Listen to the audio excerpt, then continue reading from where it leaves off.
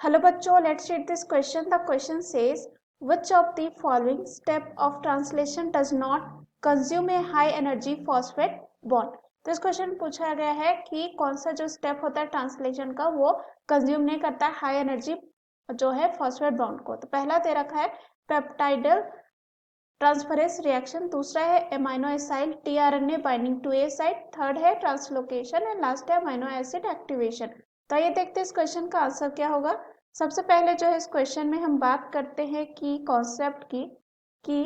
Concept की अगर हम यहाँ पे बात करें तो सबसे पहले हम देखेंगे कि फॉस्फेट बॉन्ड क्या होता है।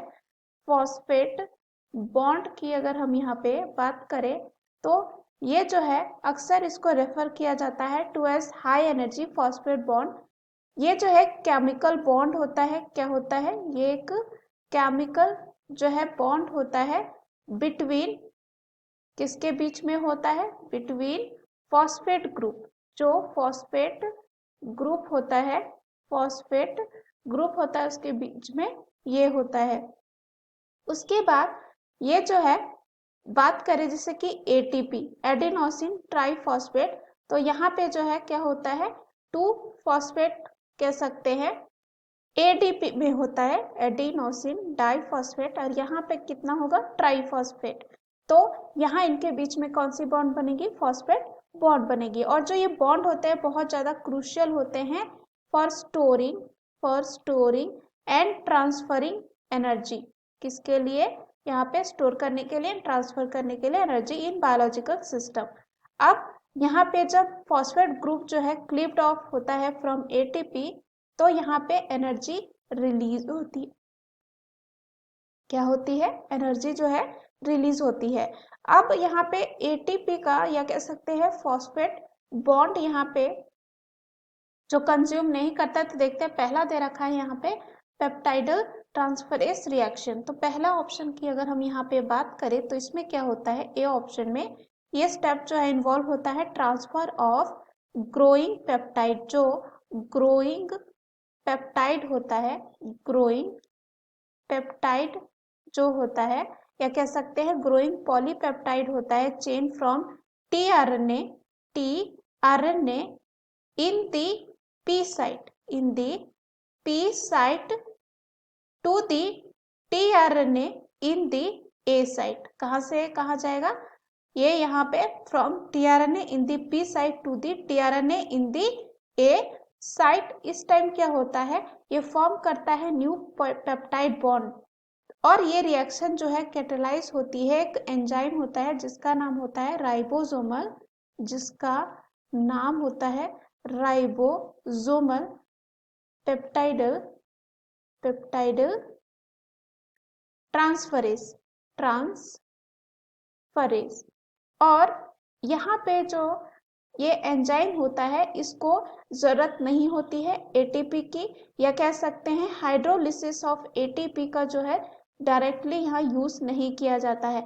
ये रिलाई होता है कैटेलाइटिक जो एक्टिविटी होती है एंजाइम की। किस पे रिलाई होता है? जो कैटेलाइटिक एक्टिविटी होता है एंजाइम का।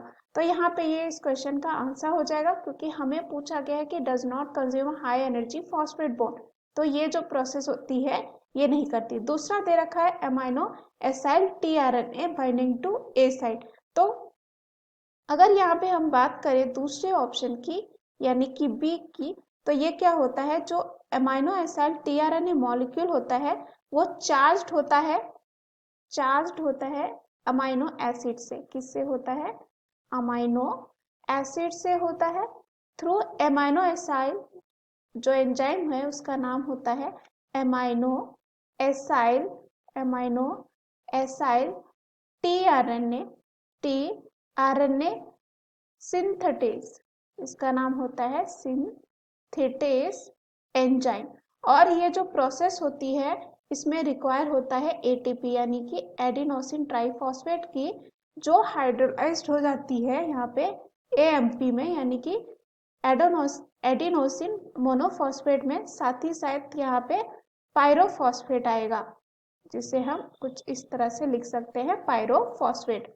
ये जो है यहाँ पे क्या होता है? एटीपी या कह सकते हैं हाई एनर्जी फॉस्फेट बॉन्ड जो है यूज होता है। तो ये ऑप्शन हमारा क्या हो जाता है यहाँ पे गलत। अब तीसरा ऑप्शन जो दे रखा है वो है ट्रांसलोकेशन। तो ट्रांसलोकेशन में क्या होता है, ट्रांसलोकेशन अगर हम प्रोसेस की बात करें यानी कि जो सी ऑप्शन दे रखा है, इसमें क्या होता है, after the peptide bond formation जो राइबोसोम होता है, राइबोसोम जो होता है वो मूव होता है अलोंग द एमआरएनए यानी कि मैसेंजर आरएनए, जो यहाँ पे स्ट्रैंड और कह सकते हैं mRNA strand in a process called translocation. So यहाँ पे भी जो है क्या होता है, जरूरत होती है हाइड्रोलिसिस ऑफ जीटीपी की। किसकी हाइड्रोलिसिस, जीटीपी। ये भी यहाँ पे भी क्या होता है, फॉस्फेट बॉन्ड बनता है जीटीपी में। तो translocation is driven by hydrolysis of GTP which is bound to elongation factor, जो बाउंड होता है किससे, इलोंगेशन फैक्टर से, इलोंगेशन फैक्टर से जिसका नाम होता है, इलोंगेशन फैक्टर जिसका नाम होता है EFG इन प्रोकैरियोट्स। और यहाँ पे EF2 जो है यूकैरियोट्स में होता है। ये जो स्टेप होती है इन्वॉल्व होती है कंजप्शन ऑफ जीटीपी। तो ये भी क्या हो जाएगा यहाँ पे गलत। लास्ट दे रखा है अमाइनो एसिड एक्टिवेशन। तो यहाँ पे अमाइनो एसिड एक्टिवेशन के लिए भी जो है यहाँ पे क्या किया जाता है, चार्जिंग किया जाता है tRNA with its corresponding amino acid. तो यहाँ पर भी जो है रिक्वायर होती है किसकी, जो एटीपी होता है यानी कि एडिनोसिन ट्राइफॉस्फेट का जो है जरूरत होता है। और यहाँ पे अगेन क्या होगा, हाइड्रोलाइज्ड होता है AMP में, किसमें होगा AMP प्लस यहाँ पे पायरोफॉस्फेट होगा PPI। तो ये प्रोसेस भी जो है कंज्यूम करता है हाई एनर्जी फॉस्फेट बॉन्ड को। तो ये भी क्या हो जाएगा गलत। So the right answer of this question is option A। Hope you understood it well, best of luck.